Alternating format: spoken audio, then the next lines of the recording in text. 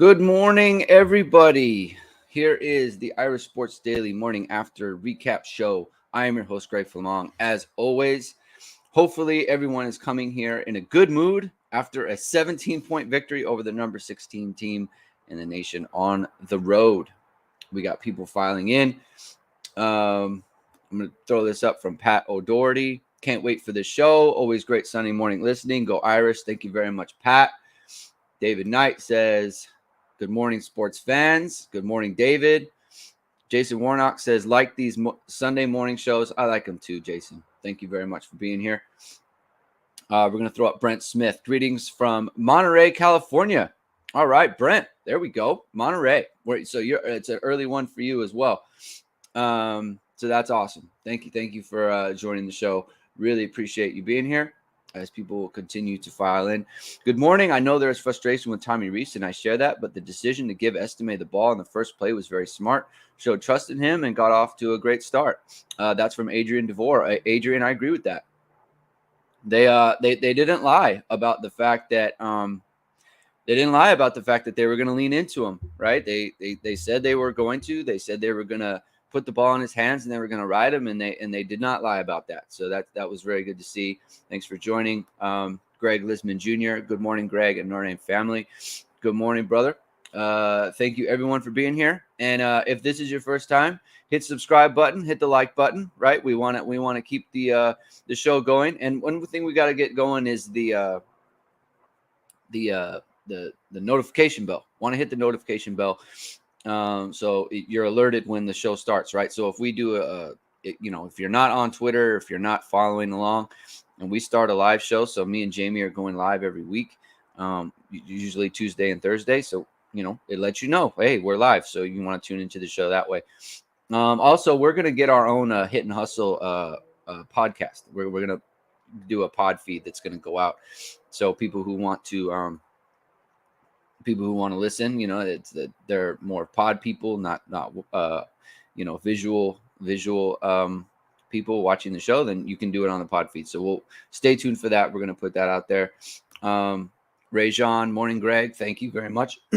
You were on the post game instant reaction last night, so we really appreciate you guys being here. All right. David says to Greg Lisman, what's good? It's very nice. I like everyone welcoming people into the show. Paul Kinlan says, can we create packages for Angeli? Well, right now he has the run out the clock package. So no, but before we get into it, I guess I'll answer this question. I don't know what he's good at. So I don't know what package they can give him. Because the problem is he's not a change of pace guy like Tyler Buckner, right? So if he's not going to be a change of pace, runner like that, then I don't know what package you would give him, because I don't know what he's good at. Like, what's he good at in practice? What can he throw? What does he not like to throw? Right? Like, what do they do now that he is good at or isn't good at? Right? So I guess. What I would say is I think if they thought that there was a specific package that would work for him, I think they would do it, right? Because they clearly need some kind of package. So I agree with the sentiment in wanting it. So it's just a matter of finding out what he's good at. Right. So that's what I would say. Appreciate the question. We'll just go into questions. That's fine. Troy McIntosh question. Wouldn't Colsey and Merriweather's length help Pine as a new quarterback? Yes, they would. And we saw that yesterday from Colsey, right? And they tried to hit a deep shot to Bias, and they obviously missed it, but they took the shot, and that was nice to see. I think the thing, and I was thinking about it today, so Notre Dame was able to kind of just run little go routes to the boundary last year with Kevin Austin, where they would throw it up, like Buckner hit him on one, obviously the one against Florida State, and they were able to do that. Notre Dame doesn't have that this year beyond Michael Mayer, and they haven't really stretched him vertically either on the outside. They get that, and the slot fade that they hit right before halftime, that was actually really good by Reese, because they were able to get him in a one-on-one matchup like they do with the slots. Mayer is not usually the slot fade guy. Usually he would be on the boundary, but they put him in the slot to do the slot fade. And it's harder to double him from there, especially when they don't expect him to be in that spot. So I thought that was really clever from Reese to get Mayer in a matchup in a big moment, and then they paid off with the big catch and then the touchdown that really kind of set the game going the right way. So I thought that was really good. But Troy, I agree with that. I think Colsey and Merriweather's length would be a big asset. All right. Hi, Greg. Usually can't watch live, so it's fun to be here. I saw lots of East RPO throws available that weren't attempted. Did you see that? I did see some. So I know they tried a couple little stop routes with Styles. And it didn't hit it. The corner jumped the route, and I was thinking, man, you got, like, is there a pump and go in our arsenal? Because if they're sitting on it, just pump it, and then hit him over the top. Like, that's what I was hoping. But also, like, RPO, like I saw him do an RPO. It was to the near side. I can't remember. Was it second quarter? It was like a 5-yard gain, but it's like 3 yards. Just take it. And it was 3 yards when like it wasn't even blocked that well, when you got 5 yards out of it. So do more of that stuff. They had another screen set up on third down that was going to hit, but Pine skipped it. So I like the idea. It's just you got to hit those, man. And the layup stuff is really what's got to be there. Let's see. Fred Leskowski, good morning. Love the show from Prescott, Arizona. South Bend, born and raised. Thanks for coming. Thanks for joining the show, Fred. Really appreciate it. It's very early for you. JP says, morning. Thanks again for doing this. Go Irish. Yes, go Irish. Let's see. I think they need to focus on developing Drew instead of bringing in Angeli. Drew has far more knowledge of the offense. So this is something that I do agree with. The thing that I think we all need to understand is Drew is a junior. But he's not. These are his first starts. This is his first real extensive playing time, like playing time over extended course of games, right? And so he needs to learn some things in terms of knowledge. The thing that I'm very surprised by is the inaccuracy on some of these shorter throws, right? So on the first drive of the game, after Notre Dame gets the pick six, and then Syracuse goes down and scores the first drive, they're moving the ball well. It's a 3rd and 3. He's got Mayer on a little out route and he misses him, right? I'm surprised that that's happening, because that has to be a strength of his. If he can't hit that, then what are we hoping for, right? Because he doesn't have the big arm and he's not very mobile. You got to hit those, right? The little screen pass to Styles, you got to hit it. You got a curl route to Jaden Thomas. You got to hit that stuff, right? Like, that has to be his bread and butter, because if he's not, that's when you start to say, maybe we do need to go with Angeli, and look, he's not turning the ball over, and he's not being completely reckless with it and that sort of thing. And so I get that, but you got to hit the layups. You gotta hit the layups. Yeah, I agree. Rajon says, I think Angeli is your basic pocket passer with a bit of mobility. True, right? And we don't know what that is, right? We don't know what he can hit and what he can't. So it's very difficult to say, like, oh, they should put him in and do X. We don't know what he can do. We don't know what he's good at. So thanks for the comment, Rajon. Brian Heaney says, was I the only one that thought there was something different with Freeman, like he found his place arguing with refs going into the field in the huddle and more on headset? Brian, this is a great point, and I noticed I was watching a little bit of the game this morning, and I said I need to bring this up, and so I'm glad you asked this question. This is a great comment, or a great question as well, and a great observation. I think so. I've been saying that he needs to stop. He needs to stop bottling in his emotions, because it shows.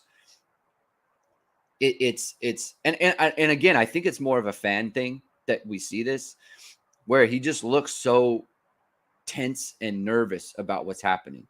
And I think he needs to let it out and be more expressive. And I think when they wouldn't let Notre Dame run a play, when Syracuse subbed and they wouldn't let Notre Dame run a play, even though Notre Dame hadn't made a substitution and they were free to just go. I think that triggered Freeman, that competitive nature in him, and he just went to that place. And it's like, I'm a competitor. And for the rest of the game, he was just in it.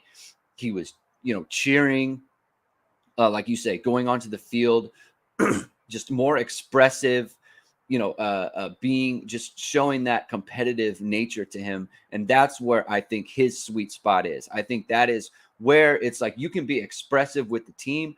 You can go get you can go into their faces. You can talk to them. You can be just so much more expressive. And that is what I think is his bag. Like, I think that needs to be like where he is all the time. So I think this is a great comment. I think I really love the way Freeman just kind of snapped and he went to that competitive mode because he's former player, right? Like he's there, right? He's in it, and I think he still feels that way. Like he still thinks that way, and I think he should lean into that more. So I think that's a really great comment by you, Brian. Brent Smith says, being honest, it's going to be tremendously difficult to beat Clemson and USC with Pine. I'm not sure he'll develop into a national championship quarterback regardless of coaching. The second part of that, I totally agree. I don't see them winning a national title with him. And I agree with the first part as well. It will be difficult, right? Because these are not just good. I mean, USC is kind of different because USC, you gotta be able to score. And I think what we saw the Syracuse backup quarterback do to Notre Dame in the second half, he was moving the ball. He was dynamic, making good throws. That's all game with USC and Caleb Williams. So that's a different kind of animal. You might have to actually score a little bit with USC. You can score on their defense. They're not great, and they're susceptible to the run and that sort of thing. But I think you're going to have to put up some points. With Clemson, it's just like you have a veteran coaching staff, even though, Venables isn't there anymore. You have a veteran coaching staff. They know how to win big games, and the program knows how to win big games.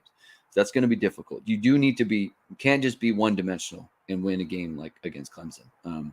So he does need to play better. That's true. So I agree with this comment, and it will be difficult, and I don't think he's going to develop into that caliber quarterback. I think if Notre Dame wants to take the next step as a program, it's going to come from someone else. But, that will play out over time. Greg Lisman Jr. says, yesterday, I believe we saw Freeman take control of the team and be a head coach. I think that's true as well. I do. I thought it was a huge game for him. I said on the pregame or on the preview show, if he doesn't win, I'm going to be pretty upset. And because I said it on the post game as well. Notre Dame needed to win this game regardless of what their situation is at quarterback, because it is a problem that needs to be solved by coaching. And it's like, for me, the other games, it's like, okay, you thought you'd get something from Pine and you didn't get it. And it's like catches you by surprise and that sort of thing. There's no surprises now. If it's going bad, you know what it can look like, and you have to overcome it. That's the whole point. That's coaching, right? That's what it is. And they did. He didn't play well. They had a game plan specifically to combat that. They executed the game plan. The defense played well, blocked the punt, got some turnovers, a pick six to start the game. Obviously, that's very good. And so it was complimentary football, and they picked up the quarterback. And that's what you need. And that's great coaching. Like, that's what that is. Like, there's no other way to see it. It's a great coaching job by Marcus Freeman and the staff. And you have to give credit for that. And so that's why that's the best part of this game, in my opinion, is because if you lose this game, you're really thinking about, man, like, are we going to go to a bowl game? And now I feel like, okay, I feel like this just kind of uplifts everybody. I think it uplifts the program. I think it uplifts the coaching staff and the team. I think Marcus Freeman as well. So, Greg, I agree with this statement. I do. I think that's very astute observation by you. All right. Scott McCleary says, I know everyone dumps on Reese and some calls are head scratching, but most of the plays are there open. The quarterbacks to make the right decisions and make plays. Notre Dame doesn't have that right now. So I've kind of been saying this, Scott, for, I guess, maybe 2 weeks now. The thing is that Reese does need to kind of understand the moment a little bit in terms of like, okay, if it's third, like the first drive, like when I said Pine missed Mayer, you can't say it's a bad call because Mayer's wide open. Like he got their best player wide open, right? And so it's like, well, I mean, you just got to hit it. Let's a little out route, just hit it, and we'll move on, and we'll move on with the drive. So I get that, right? And that's true. At the same time, if it's 3rd and 3 and you're opening the game in jumbo and you're running fullback dive with Audric Estime twice in a row, well then lean into the run game in that point, and then you don't have to put it on Drew Pine. You don't have to put it on him there. Just lean into the run game. It's 3rd and 3. You're in a situation where you can go for it twice. You can run it twice because you're kind of in that zone where it's like, okay, it's kind of a longish field goal attempt. And so we don't have to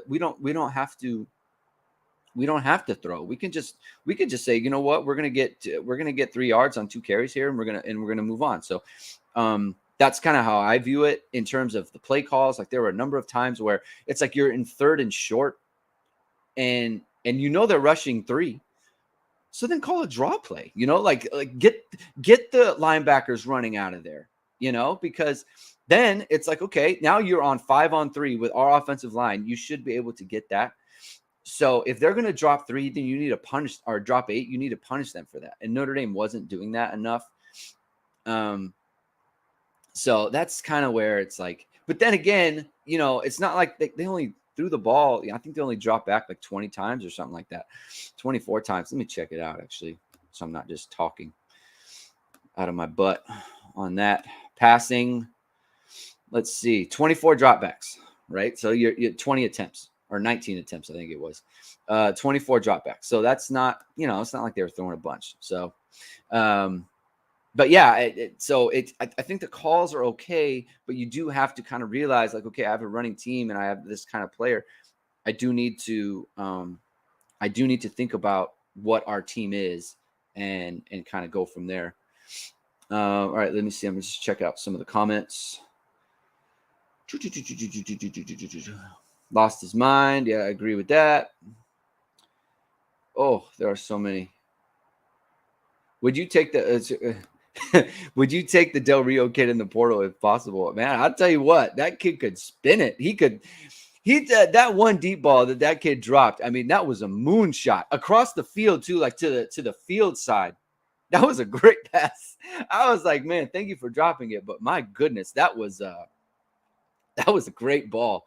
I don't know, man. He certainly had the tools. I don't know, I don't know much about him, but man, that was impressive. I really enjoyed that. Real spark. Let's see. Back up on easy throws. 37 points. Well, so here's the thing. Greg Lisman says if Arizona can hang 37 points on USC, we can definitely beat. Arizona has a legit passing game. They do. I mean, that guy, they've got 2,000-yard receivers, and their quarterback can do a good job. I mean, that guy can.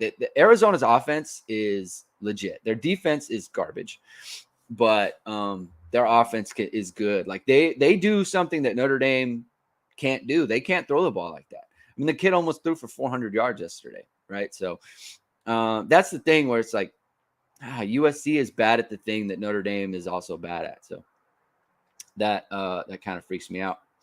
Let's see. I'm checking out some more comments. Stuart Wilkes says, hi, good morning. I'm from Brooklyn, New York. Brian Mason was huge hire after years of mediocrity. The special teams have been playing out of its mind. That has me excited going forward. Stuart, I think everyone would agree with that. It's unbelievable. They blocked the punt. They weren't even trying. Like, because it's like they just ran him off the edge. It's not like it was they overloaded a side or whatever. They just ran him off the edge and he came in and blocked the punt. That's how it is, right? You got 5 block punts this year. Just kind of an unbelievable thing there. So here's the thing. Rajon says 3rd and 2. I don't want Tyree. So here's the thing with Tyree.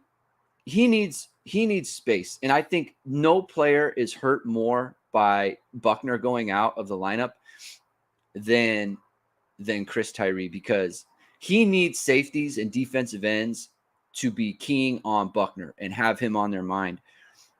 And if he can't have that, then there's just extra players in the box. And he's not very good at making people miss in the hole. He just isn't. That's never been his game. He needs the runway.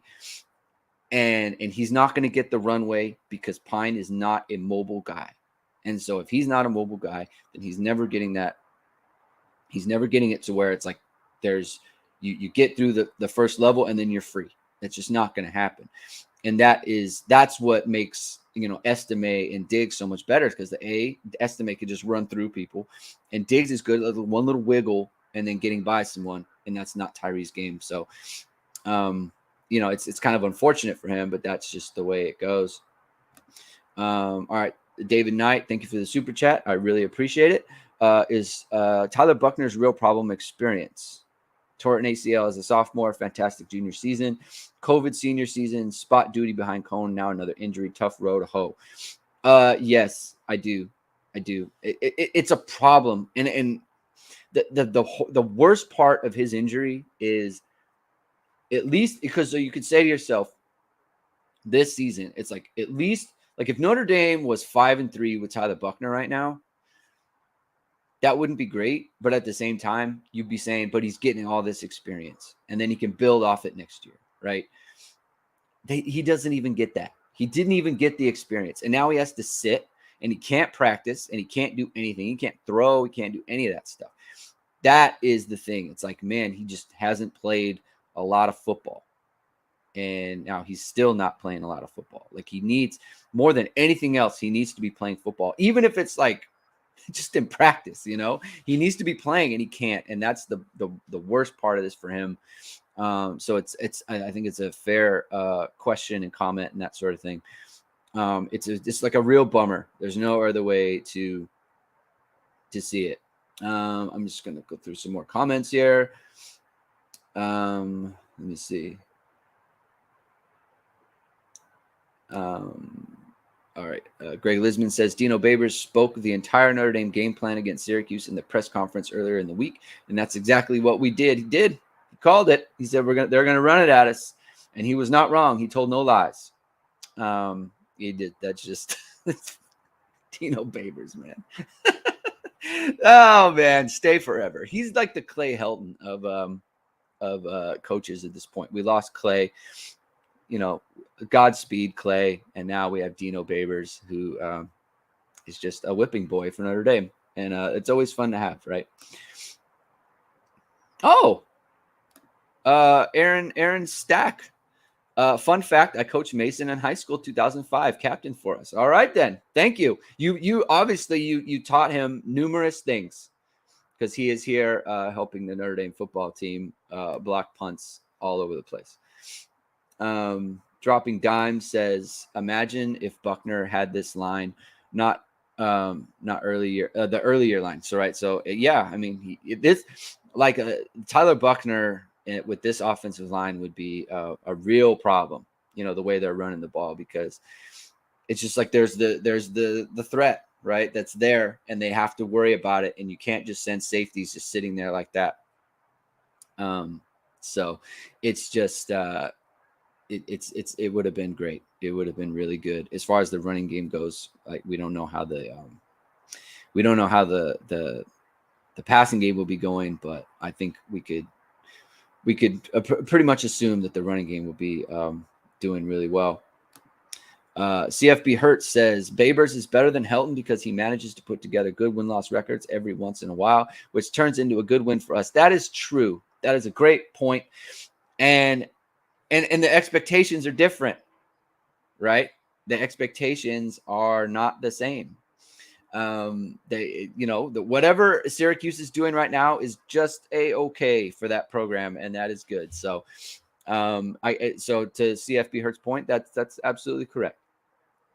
Sejin Park, welcome from Korea. Always appreciate you being in the show every single time, man. I appreciate it. Buckner can't be any worse at passing than Pine.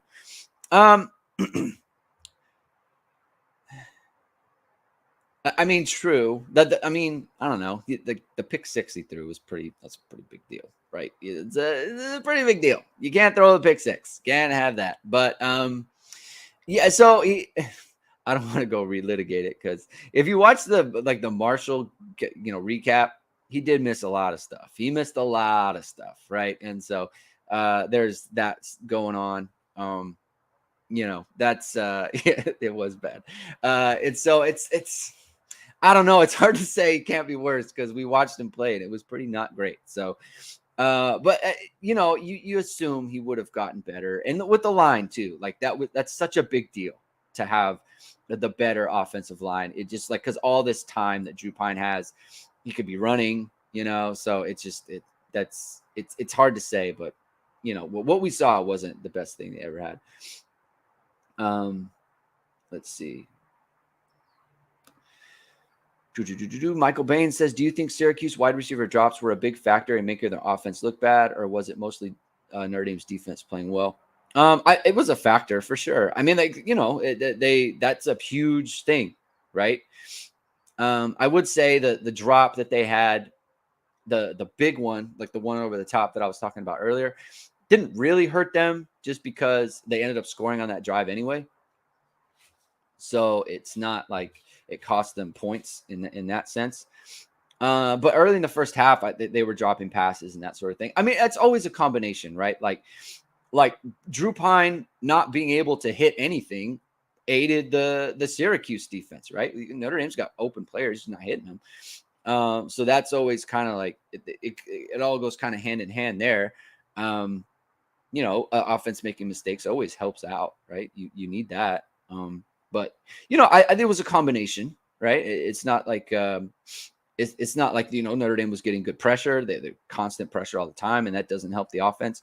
Their running game was not very good. Syracuse's without they had 120-something yard run. Beyond that, their running game was basically non-existent. So I mean, you can't that has nothing to do with drops. So so to your point, it's a little bit of both, right? It's a little bit of both, and I think it's a good comment and a good question. Is what it is. We haven't recruited a position well. Steve Splenda. I think the bigger issue is the fact our quarterback room is what it is. We haven't recruited that position well or developed. Yeah, true, right? And that's kind of where it is, right? We are where we are. And I think this is where the criticism of Reese is, right? It's less the play calling and the game plan, that sort of thing, and more this what Steve is bringing up. So I think that's a good comment. So Brian Denbo is coming at it from a you got to get Angeli ready. I'll just read it. Steve needs to play for no other reason than Drew is too small to take a lot of shots like he took today. So that's true. I mean, Drew takes some shots, man. And I don't know if it looks worse because he's so small. And so any little kind of hit, he'll go flying. Right. And so maybe it looks worse than it actually is. But Brian says, we got to get him ready because Drew can't hold up. And, time will tell on that. But I think that's a fair comment to say. Troy McIntosh wants the Del Rio kid. Syracuse is a good player. I agree. He was good. He was good, man. He was. I was like, oh, this kid. I don't know if I want him. Let's get the ball out of his hands. So the interception, the tip ball interception, really changed things. That was one of the biggest plays in the game, if not the biggest. Brian Haney says, here's what I think. Question: why would they not at least do the Cone-Buckner strategy and Jelly for 1 to 2 series a game? In my opinion, the reason is because there's no changeup. Buckner was a whole package, right? And he came in and was like, okay, now they're going to run a bunch of RPO, zone read, quarterback counter, like all these other things. Like, I don't think you're doing that with Angeli. I think you're just coming in and he's going to do the same things that Pine's doing. So it doesn't make the defense think. It doesn't make them adjust. They don't have to game plan for anything. They just do the same stuff, right? And it's like, what is the upside too? Like, is he clearly like, are they a clearly more dynamic offense with Angeli out there? Is that where the upside is? Because if there is, then maybe you do try it out. But I don't know that there's any reason to think that they would be more dynamic. But that's information that we don't have, right? I don't know if Angeli is good at throwing the deep ball or anything like that. So I could get it, right? Like I get and I do think like when you're watching the game, like, and I don't know if this is true for all of you, but for me, I always think man, Notre Dame needs Tyler Buckner to come in this game, and he can't, right? So that's a bummer, but it's like you do feel like they need to spice it up, right? So I get that part. I really do. Notre Dame for Life says, good morning. Good morning, all. Was driving and listening to the show. I didn't hear it discussed yet, but Brandon Joseph looked like a completely different player yesterday. Yeah, I mean, the pick six, obviously, that helps. And then you have the interception that was wiped off the board. That was a great play by him for the offside by Justin Adamalola. It's certainly more active, right? And Notre Dame's needed that, and maybe he needed the game off, right? Maybe that's what Freeman was saying. Maybe, he called it a thigh bruise or whatever it was, but it maybe he just needed, maybe he had heavy legs, and that's possible as well. So, but he did have a pep. There was a pep in the step. All right. Michael Sinnott says, good morning, all. Greg, any thoughts on our Bertrand Marist interior blitzes when they seem to just smash into the O-line and get stoned? Yeah, Jamie and I have talked about this a bunch.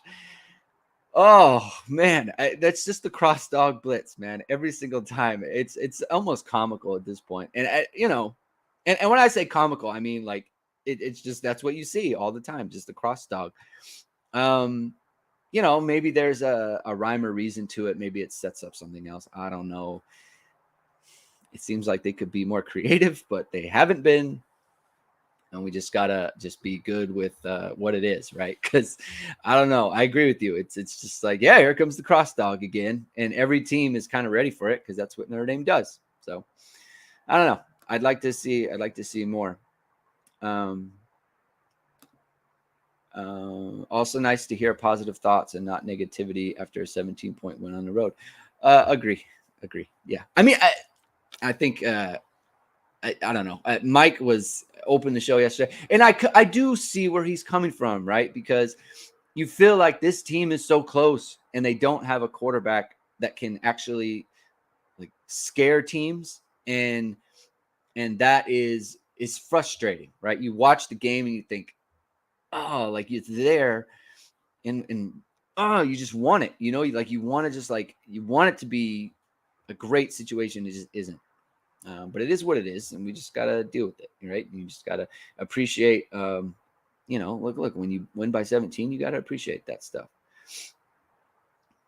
Michael Sinnott says, sure, seems like the game was choppy yesterday, lots of trash talking. Yeah, maybe. I mean, there was a lot of taunting, right? Like the one after the play, the kind of a long pass, and the receiver gets right in Ben Morrison's face. Could be taunting, could not. I don't really care about that stuff. But like, I don't know, if you're going to call some things, you can call everything, right? Like, so for example, what's worse? Okay. What's worse? The receiver catches the ball, stands over Ben Morrison and says something to him, like right in his face, like clearly taunting, like there's no other way to see it. That's not a penalty.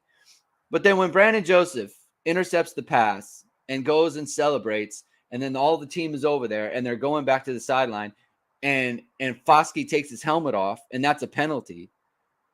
Like, what's worse? Like, no one can even see that. Like, that's not. Who cares if he took his helmet off as they're going back to the sideline, right? But it's like, oh, we gotta call it. Like, we have no choice. Like, come on, man. Like, what are we doing? So that's the kind of thing that I don't really understand.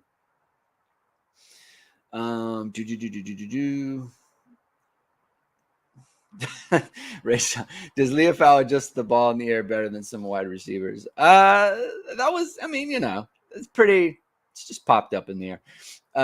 It was a good play, I will say. Good play by Marist. It was a huge play in the game. A huge play, great play by Howard Cross as well to get a tip ball. And look, hey, tip ball, man. What do you know? It leads to a turnover, right? That's such a great to see. Joe Bro says, such an up and down season. Why can't they find some place for Tyree? They keep misusing him. Yeah, I kind of talked about it before. I don't think it's misuse. I just think he needs a different offense. He can't, like, it's hard because it's not like he, in my opinion, it's not like he doesn't deserve to play. It's that it's very hard for him to be effective in the type of offense that Notre Dame is running. Like they're running like multiple tight ends and that sort of thing. He needs to be spread out with people out in space, and he's not in a condensed area. But like I think it would be dumb if they just didn't use him, right? Now there are other things they can do with him. But like Notre Dame isn't really throwing the ball or like doing jets or any of those things anyway with anyone.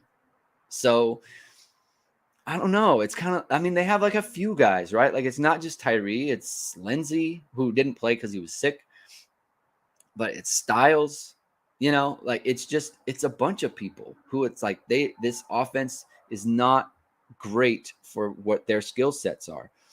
And it's just unfortunate, right? Like it's just a bummer.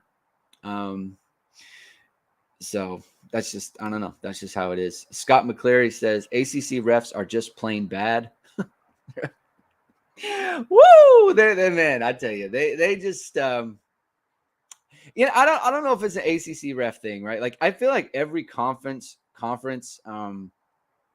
thinks their refs are the worst. I think refs are just not very good. Like it's just not a very good situation right now. I don't know. I mean, what was your favorite worst call? I like my low key favorite was when Bertrand was held. Like they called holding, but it was actually his face mask. It's like you're ripping his face mask. And it's like, oh, it looks like holding. It's like, well, what is he holding though? What is he holding? It's not his jersey. It's his face. He's holding his face. So maybe we call that instead, right? And it's like, 10-yard penalty versus a 15-yard penalty, but maybe just don't, maybe don't rip his face. So that was a good one. The receiver stepping out of bounds before catching the touchdown, like that was cool too. And it's like every game has these cameras in the pylons, but not this game, right? So we get the grainy, like kind of not clear picture of the receiver stepping on the line and that sort of thing. So it's got to stand, and okay, all right.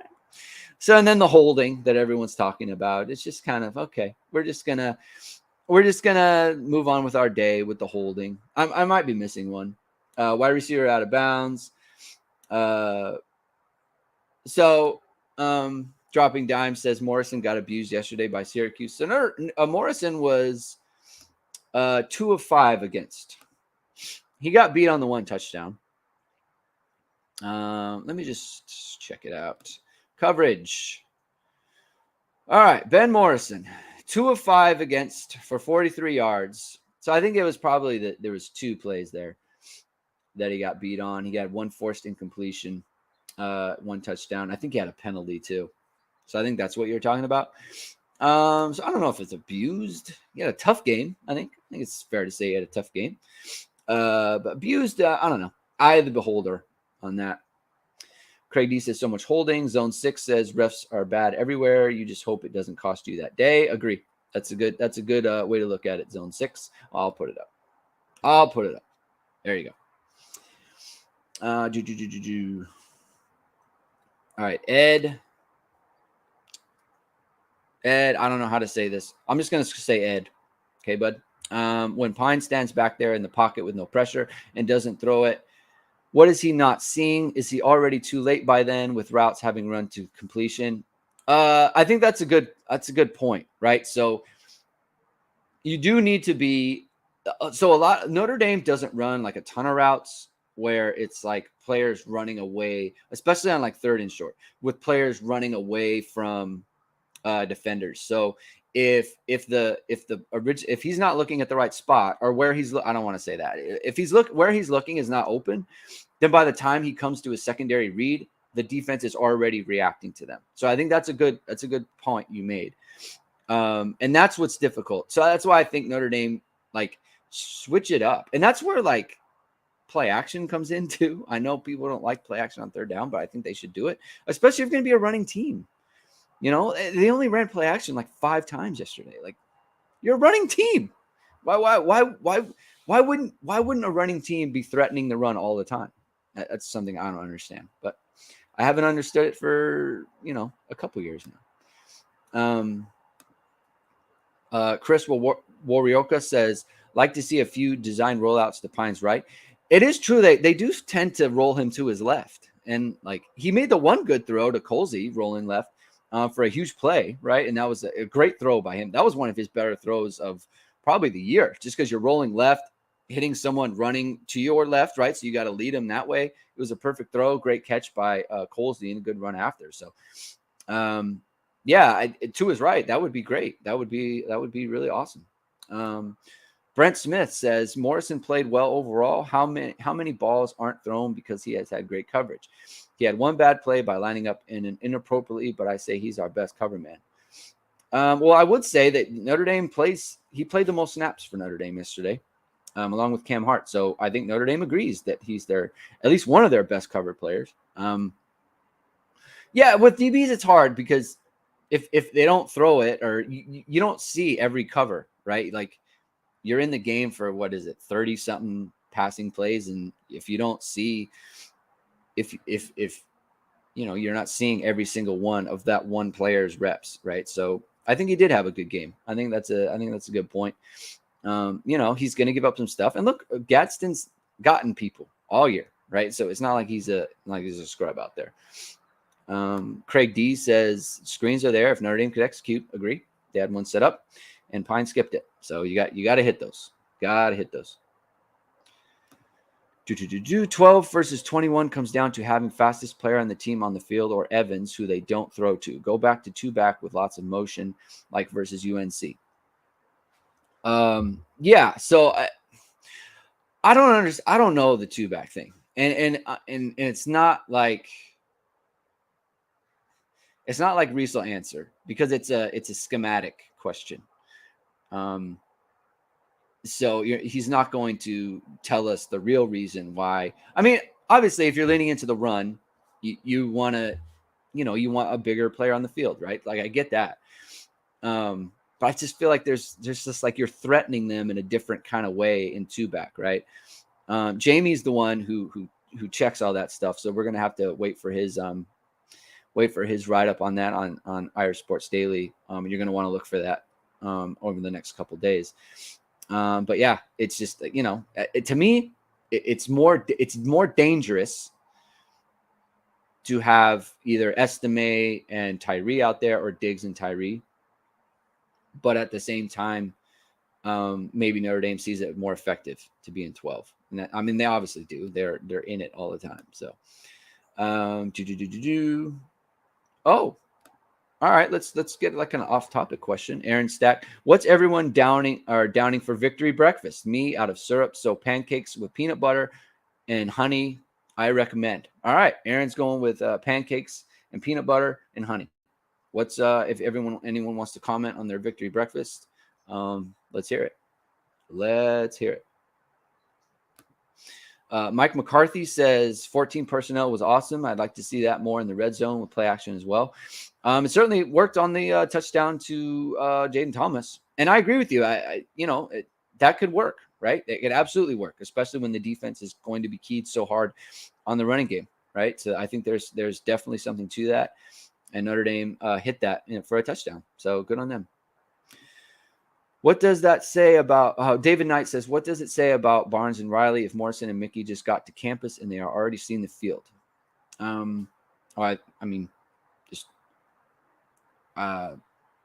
It means that they're ahead of them on the depth chart, right? I don't want to speculate on their status or whatever because I frankly have no clue, right? Who knows how close they are? Who knows what the staff thinks of them, right? Who knows any of those things? Maybe there's injuries there. Maybe there's something. I mean, I think what's most likely, right, is they've just been passed and they got to think about, okay, like what is my path to the field, right? And they'll have that conversation and we'll see where it comes up. All right. Jason Warnock says, after Mass, I hit Burger King. All right. That sounds good to me. I like Burger King. I liked it especially when I was a lot younger. It sat with me a lot better than it does now. That's for sure. Craig D says it's black coffee. All right. Craig D's just going with the coffee, and that's all good. Everyone likes coffee. Brent Smith makes the point. It wasn't 14. It was 13. But I understood. It's just the heavy personnel. I know what he's talking about. 14 personnel would be tough because then you wouldn't have any back. Roger that, Greg. Oh no. David, I got you. It wasn't insulting the young men. I understand. I'm just saying, like, if I had an answer and I knew and I had intel on that, then I would give it to you, but I don't. So, and so then I'm speculating on the futures of players, and I'd be out of pocket on that, and I don't want to do that. Okay, so today was a well. Let me just talk over. I didn't make a graphic. We'll talk over the PFF grades. All right, top 5 on offense. Michael Mayer. Wait, I missed it. There we go. Top 5 grades on offense. PFF. Michael Mayer, 89.7. Mitchell Evans, 88.6. Joe Alt, 82.1. Deion Colsey, 81.0. Number 4. Audric Estime, 79.6. Great to see from Colsey. Man, that was out of nowhere. Yeah, and it's kind of like the Mitchell Evans thing against Stanford, I guess it was, where it's like Mitchell Evans just kind of out here all the time. And now Deion Colsey, it's like, yeah, not only are we going to put you in the game and you're going to get the most snaps you've had all season, we're going to throw it to you a bunch and you're going to make a bunch of plays. It's like, great, awesome, right? You love to see that. And to David's question about Riley and Barnes, who knows? Right? I mean, no one saw the Deion Colsey thing coming. And so, look, maybe one day Ryan Barnes will just be out there making plays, right? You never know, right? And so you never know that stuff. Brent Smith says, I'm enjoying a victorious cup of delicious Trader Joe's coffee. Additionally, last night I had the King Arthur Supreme from Round Table. Okay. Down the pizza. Pizza's great. Love pizza. All right. David Becker says, I like the I formation. Never handed it a tailback and use Estime as lead blocker. Then play action pass. Yeah, that's a 1980 offense, but we're basically running the wedge now. You know what, David? There's a play.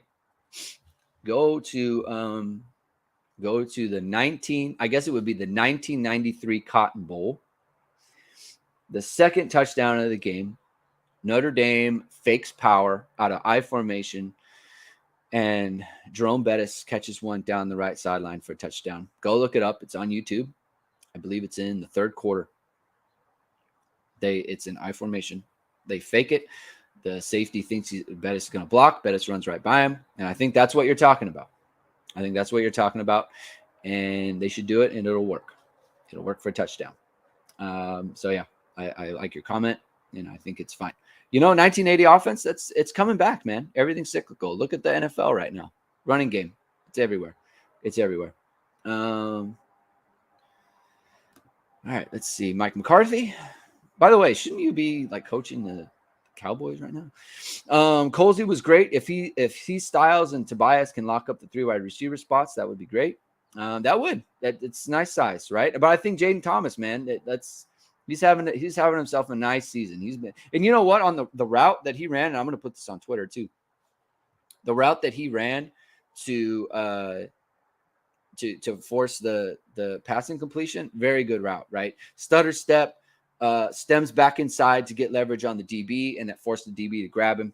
Very good route. It's a subtle little thing that he did to win on the play, and it turned into a positive because the DB had to grab him. So. Aaron Stack says if it wasn't mentioned yet, Lindsey did not play because he was sick, but he was on punter cover, so who knows? So I think the thing is that you don't need a ton of reps in practice to cover punts like you normally do.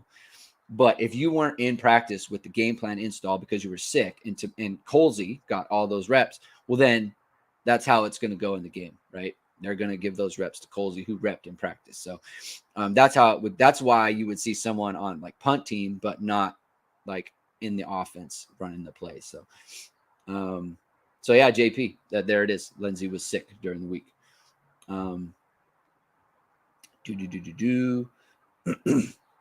Craig D says 15 and 16 on the field together should happen more often. That's Tobias and Colsey. And, those players have made a case for that. So that could be good. Craig D says Holtz would have all three backs in at the goal line. Good memories. Yeah. Full house backfield. Everyone loved it. Everyone loved it, especially when it worked. So, all right, we'll do the defensive grades. Obviously, top 5 there. Brandon Joseph, number 1, 81.5. Marist, number 2, 69.7. These are very low grades, by the way. Jordan Botelho, 68.7. Jaden Mickey, 65.0. Isaiah Foskey, 64.8. Yeah, those are low grades. You want to be in the 80s. So the offense had 4 players in the 80s. Audric Estime just outside, and the defense only had 4, or only had 1. So the PFF didn't like their defensive performance. Although I don't, grain of salt, right? Everyone, I think, agrees with that. Yeah, Rajon, we've talked about this a couple of times. Styles had one play where Pine dumped it off to him and Pine threw it in his feet. Could have gone for big yards. Yeah, that was a 3rd down play. With the fight. Aaron Stack says, what happened at the end of Michigan State game? I guess there was a fight in the a kerfuffle in the locker, or not in the locker room, in the tunnel. There was a little what have you. There's some tapes on there's some tapes out there, or some video or whatever. One Michigan player looked like a bad situation and a bunch of Michigan State guys. So, hopefully that got resolved, because you don't want to see that. You don't want to see fights and all those things, because that's not safe and it's not cool, and the game's over and just got to move on. So, yeah, you don't want to see that stuff. All right, let's see. Final comments, I guess, as we wrap up here. A kerfuffle. Yeah, that's right. Rayshawn, you like that. Yeah, so again, it's just a big win for Marcus Freeman, the head coach, in my opinion. I just think it's such a big game, because you need evidence, right? Like, more important than anything else, more important than recruiting, and obviously recruiting is important. And I think this kind of goes hand in hand with recruiting, is that the recruits need to see, can Marcus Freeman coach this football team? Can he take this situation, being what it is, and everyone can understand what it is, and can he produce a good result? And yesterday he did that. Right? Yesterday, he did that. He produced a good result, and it was not a fluky result either. I mean, Notre Dame beat them up. They beat them up, and that was what they did. And I think that just kind of goes to show that not just that, but the players they are still bought into this team. They're still bought into this season. And when you're 4-3 and everyone thinks you stink, and everyone's talking trash about you, and people are upset about the UNLV game and how that went, and they go and they put out this performance. And I think that's such a big deal. This program's had a lot of success, a lot of winning, right? Like, they haven't had the losses to Marshall and Stanford like that, where it's just like embarrassing for the team, for the program, for everybody. Right? It's just like, you feel like, oh my God, like, we've lost to these teams. Like, we are a perennial double-digit win program. Why are we losing these games? Right? And so you have that thought in your mind, and so you think, man, are they going to be bought in? Like, truly bought in? Like, you say you're bought in, but are you really? Like, are you really, really bought in? And in the game, right? Like, you get the pick 6, and that starts, and that's great, right? On a high. Syracuse goes down and scores. Notre Dame drives down, misses a short 3rd down, misses a field goal, right? And you feel like, oh man, we got the perfect start, and they just went down and scored, and then we can't convert on the field goal. And it's like, and you could just get it in your mind, like, all right, well, this is how it's going to go. The defense strings together a bunch of stops. The offense, struggles a bit, but then they go down and score and take the lead 14-7. They get the ball, they're driving to end the half, interception. You get the interception from Drew Pine on the tip ball to Mayer, and you feel like, oh man, like, we're blowing it. We're blowing it again. And then Notre Dame stops him on 4th down. They shut Syracuse down, and then the offense goes and pays it off and scores a touchdown right before the half. You go up 24-7, and then again, Syracuse they score 10 unanswered. Right, the crowd's going crazy, everyone's going nuts. Offense can't do anything.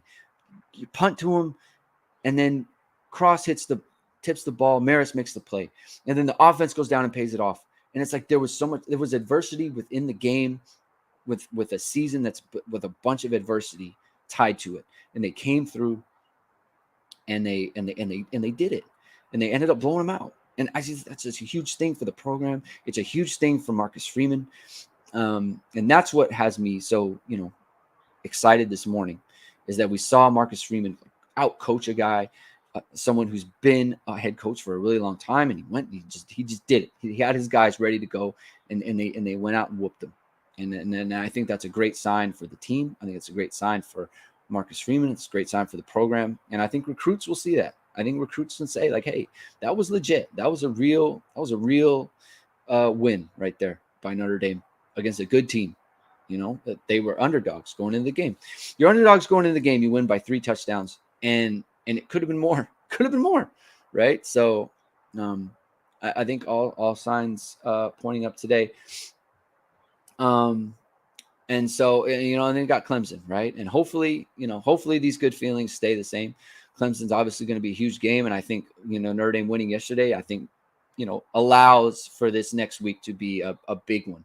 It's going to be a lively crowd. There's going to be a lot of excitement. And I think the players are going to be very into it, right? If you lose the game, it's like, it just kind of takes the wind out, right? It just kind of like pops the tire on that. So, hopefully that's where it is. And that's where we're going to leave it today. Thank you, everyone, for tuning into the show.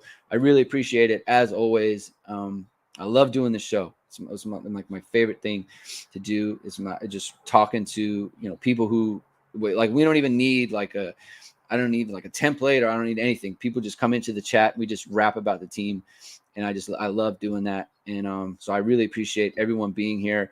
If this is your first time, thank you so much for joining in. Please hit the like button. Please hit the subscribe button. Please hit the notification bell so you know when we're going live. Me and Jamie are going to go either Monday or Tuesday this week. I need to talk to him about what the schedule is going to be. And then we'll go again on Thursday to preview Clemson. And it's going to be, you know what? Let's play. Let's play Clemson at Penn High School. Let's do that. I really appreciate it. So thanks again, everyone, for joining in. Enjoy the rest of your Sunday. Thank you, Brian Dembo, for saying that. Enjoy the rest of your day. Have a great day. Enjoy the Notre Dame win. Watch the game over again, right? Have a good time with that. And we will talk to you to preview Clemson next week. And so, yeah, everyone have a good one. Talk to you soon.